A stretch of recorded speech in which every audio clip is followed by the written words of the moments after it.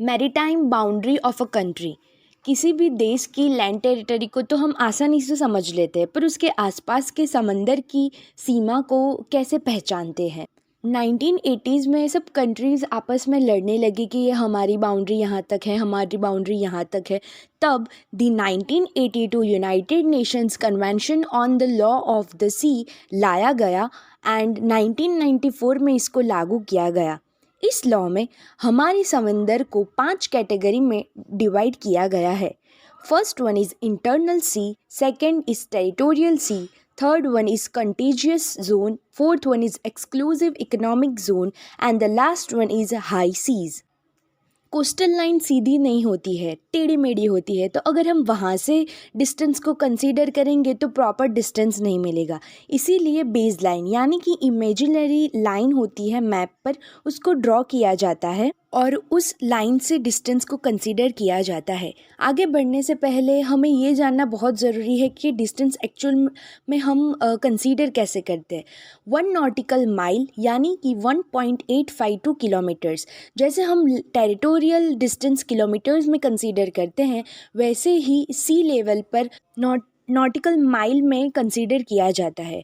फिर उसकी गहराई फैथम में कंसीडर की जाती है। 1 fathom is equal to 6 feet and knot यानी कि जो भी हवा की लहरें चल रही है वो नॉट में कंसीडर की जाती है। 1 knot is equal to 0.5 metre per second. अब चलते हैं इंटरनल सी पर। तो बेस लाइन के अंदर तक जितना भी समंदर एरिया है उसको इंटरनल सी कहा जाता है। Second one is territorial C. Base line से पहले 12 नॉटिकल माइल तक का जितना भी डिस्टेंस है उसको टेरिटोरियल सी कहते हैं और कंट्री का डोमिनेंस टेरिटोरियल सी में होता है। Third one is contiguous zone. 24 nautical miles from the base line को कंटीजियस जोन कहते हैं। यहाँ पे परमिशन लेने की कोई ज़रूरत नहीं पड़ती, पर टैक्सेस लगता है। जैसे कि अगर कोई एरोप्लेन कंटीजियस जोन से जा रहा है तो वो पर्टिकुलर एरिया जितना भी उसने कवर किया है उसको टैक्स देना पड़ता है उस पर्टिकुलर कंट्री को। Fourth one is exclusive economic zone. 200 nautical mile from the baseline is known as exclusive economic zone. No prior permission and taxes can be taken by government of that particular country.